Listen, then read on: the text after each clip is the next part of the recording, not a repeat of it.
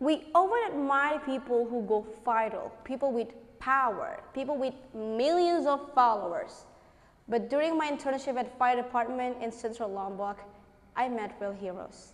Not on social media, not on television, but standing in smoke, climbing burning buildings, rescuing strangers, and risking their lives without asking for applause.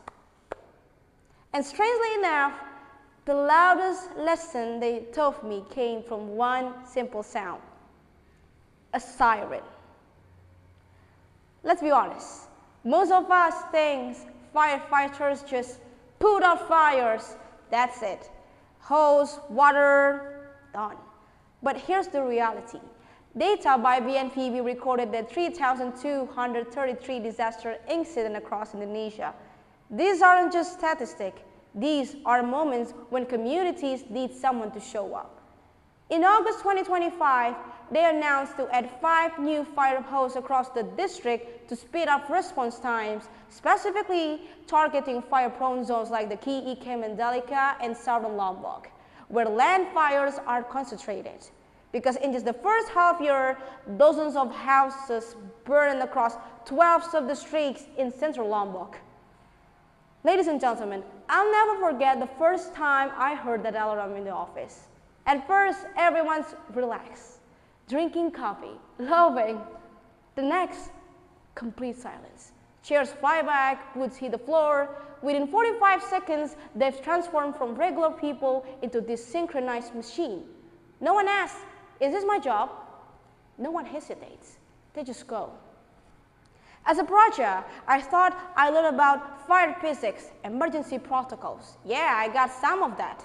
But mostly, I learned about discipline. Every person has a role, and if one person slacks, the whole operation collapses. Ladies and gentlemen, I remember rescuing animals. I watched 5 personnel evacuating a cat that had fallen. It wasn't a burning building, it wasn't headline news. But to the cat's owner, it mattered. And to those firefighters, every life is worth saving. I also remember responding to fallen trees, clearing roads so ambulance could pass, people could get to work, and community could function again.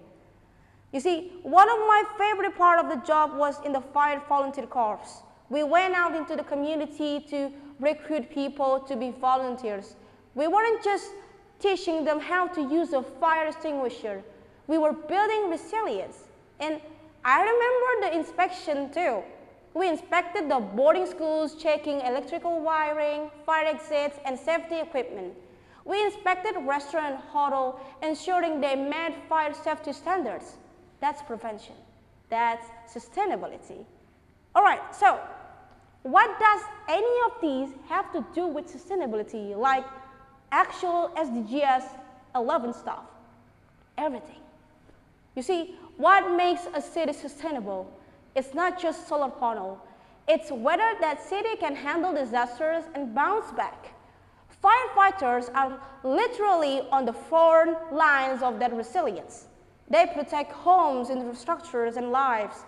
What blew my mind is they don't just react, they prevent. In August 2025, thanks to intensified prevention and rapid response, land burn dropped to just 2,465 hectares nationwide, down from 95,266 hectares in 2024. Ladies and gentlemen, we keep talking about sustainable cities like they're just about technologies, smart grids, green buildings, electric buses, and yeah, all that's important. But a city with perfect technology and zero compassion, that's not a community. That's just an efficient machine. True sustainability has to be human, and firefighters, they're the most human thing about a city. They prove that caring about each other isn't optional, it's foundational. So let's bring this home. Indonesia 2045, our golden era, what does that actually require? Not just rich, smart people. We need resilient youth who don't fall apart when things get hard.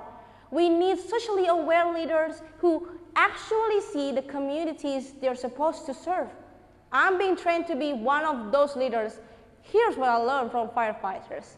Leadership is about rank. It's about showing up. It's about choosing service over comfort. Firefighters taught me the raw ingredient: courage, discipline, teamwork, humility. These aren't soft skills. These are survival skills. You see, when we talk about igniting national rivalry, I think we should be rivals with ourselves. Let's compete to be more resilient, more innovative, more human than we were yesterday. And empowering global mentality? That doesn't mean speaking perfect English or having a passport full of stamps. It means understanding that human dignity doesn't stop at borders. So what do we actually do with all this? First, start small. Sustainability isn't some massive project you need a grant for. Turn off lights, reduce plastic, but also help your neighbor carry groceries. Volunteer somewhere. Show up. Secondly, service is leadership. You don't need a title, you don't need followers, you just need to be where you're needed. And last but not least, we don't have to wait. We're always like, when I'm ordered, when I have money, when I'm in charge. No, we can contribute now, today. So next time you hear a siren, and you will probably later today, I hope you pause for a second. Remember, there's a person behind that wheel choosing danger over comfort. There's a whole system of people who decided that your safety is worth their risk, and that the kind of world we want, whether it's 2045 or beyond, depends on people like that. As a future public servants, we have a choice. We can wait for the change, or we can be the change. I'm Sylvia, signing out. Thank you.